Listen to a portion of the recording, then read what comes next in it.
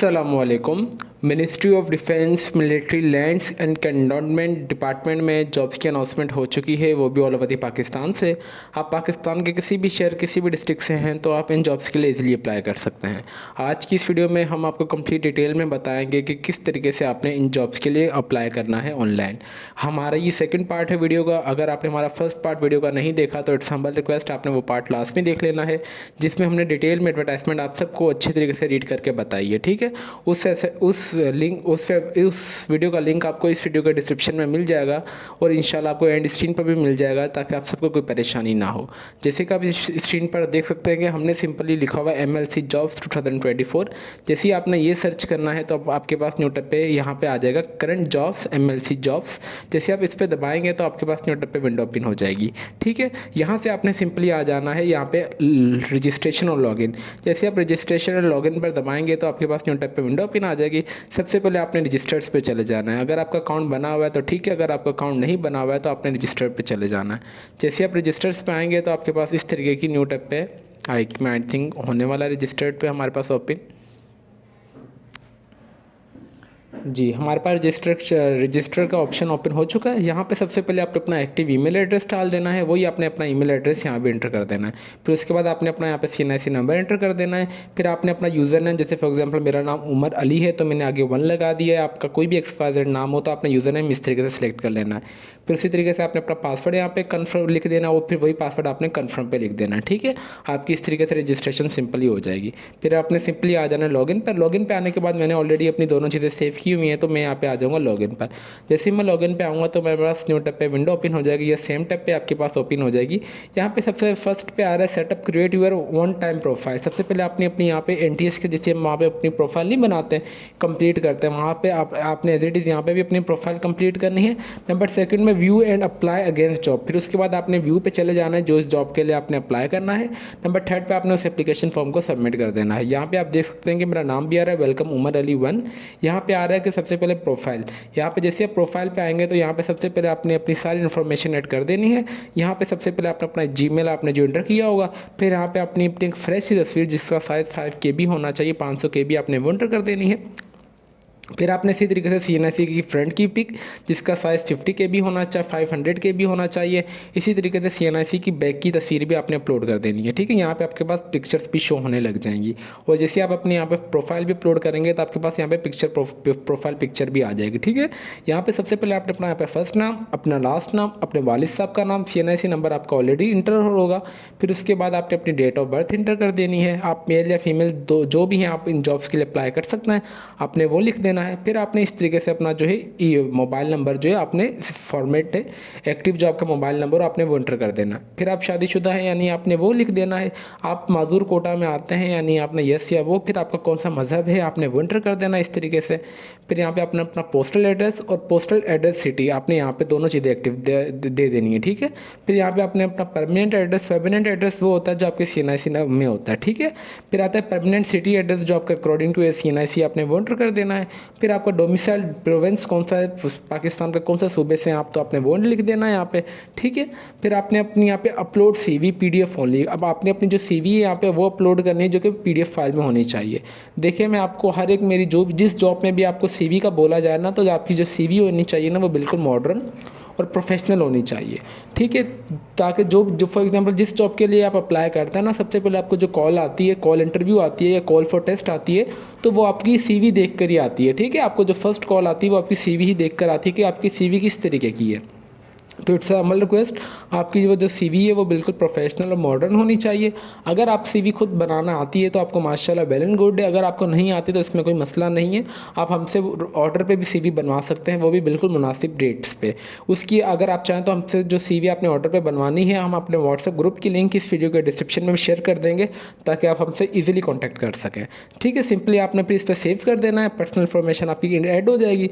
फिर आपने आ जाना है एकेडमिक इन्फॉर्मेशन पर, क्वालिफिकेशन में। जैसे जब एकेडमिक क्वालिफिकेशन वाले पे आएंगे तो आपके पास यहाँ पे न्यू टैब पे विंडो ओपन होगी, या सेम टैब पे विंडो ओपन हो जाएगी, जिसमें आपने अपनी सारी जो भी एजुकेशनल क्वालिफिकेशन वगैरह आपने वो एंटर करते जाना है। फॉर एग्जाम्पल मैट्रिक, फिर आपने इंटरमीडिएट, फिर आपने जो भी डिग्री वगैरह मुकम्मल किया आपने वो भी एंटर करते जाना है।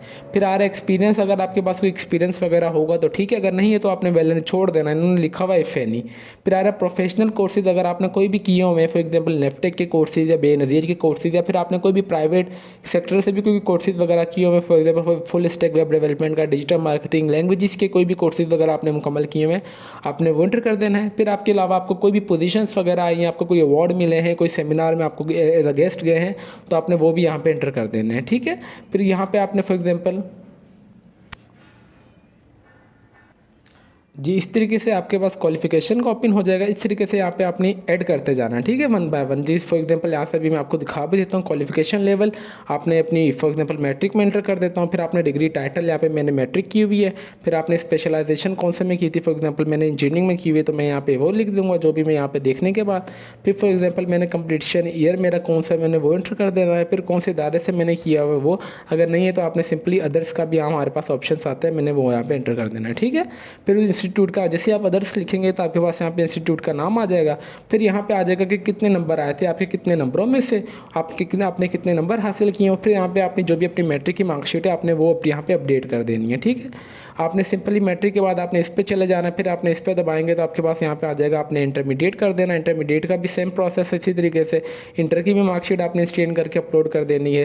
फिर इसी तरीके से यहाँ पे आ जाए तो आप मैं इसे करता हूँ ऐड, तो फिर यहाँ पे आ रहा है कि मैंने कोई भी 14 साल या 16 साल की ग्रेजुएशन की हुई है, तो मैंने वो यहाँ पे लिख देनी है। इसी तरीके से मैंने यहाँ पे अपनी जो डिग्री है वो अब स्कैन करके अपलोड कर दूंगा। इस तरीके से जो भी मेरा एकेडमिक इन्फॉर्मेशन है वो सारा कंप्लीट हो जाएगा। फिर आ रहा है मेरे पास प्रोफेशनल कोर्सेज, मैंने कोई भी एक्सरसाइज किए हुए तो मेरे पास वो यहाँ पे आ जाएंगे, उसका भी सेम प्रोसेस है। कोर्स टाइटल मैंने कौन सा किया हुआ है, कोर्स कौन से इदारे से किया है, कितने टाइम में मैंने मुकम्मल किया है, ड्यूरेशन उसकी कितने महीने की थी। फिर आपने आपका जो भी आपको फाइनल सर्टिफिकेट वगैरह मिला होगा आपने वो यहाँ पे अपलोड कर देना है।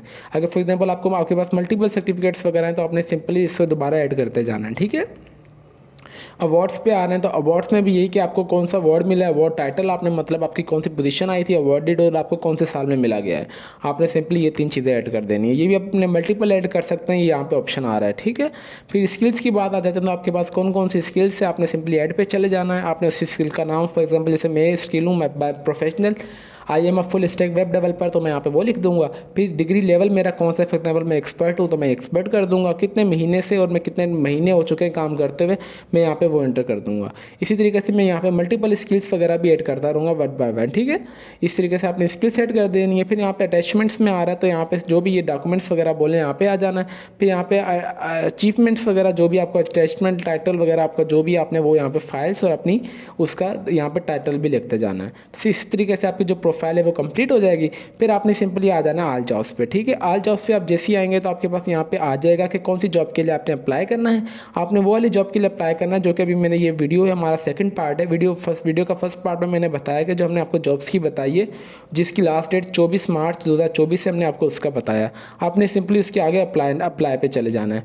आप जैसे अप्लाई पे आएंगे तो यहाँ पे आपके पास वही सारी चीज़ें आ जाएंगी कि यहाँ पे आपने जो भी आपकी यहाँ पे आपको पर्सनल इन्फॉर्मेशन ऐड करने की ज़रूरत ही नहीं होगी क्योंकि आपने पर्सनल इन्फॉर्मेशन ऑलरेडी ही इंटर कर दी है, ठीक है। यहाँ पे सिर्फ आपके पास ये आएगा कि वैकेंसीज वगैरह कितनी है, जॉब नेचर कौन सा है, आपने इस तरीके से, और आपने टेस्ट सिटी यहाँ पे जो भी फॉर एग्जाम्पल अगर मैं कराची से हूँ तो मैं यहाँ पे लिख दूंगा कराची वगैरह या कोई भी एक्सपायर ये रहा कराची, ठीक है। एज रिलैक्सेशन पे अगर आप पूरा मेयार पे उतर रहे हैं तो ठीक है, अगर नहीं उतरे तो आपने इसे नो कर देना है, ठीक है, नो क्लाइम। अच्छा एज रिलैक्सेशन का जो है इन्होंने रिक्वायरमेंट वगैरह है वो भी मैंने वीडियो के फर्स्ट पार्ट में आपको अच्छे तरीके से बताया है, तो आपने मैं अगेन रिपीटेड कर रहा हूँ कि आपने वीडियो का फर्स्ट पार्ट लास्ट में देख लेना है और आपने इन जॉब्स के लिए फ्री ऑफ कॉस्ट अप्लाई करना है, ठीक है।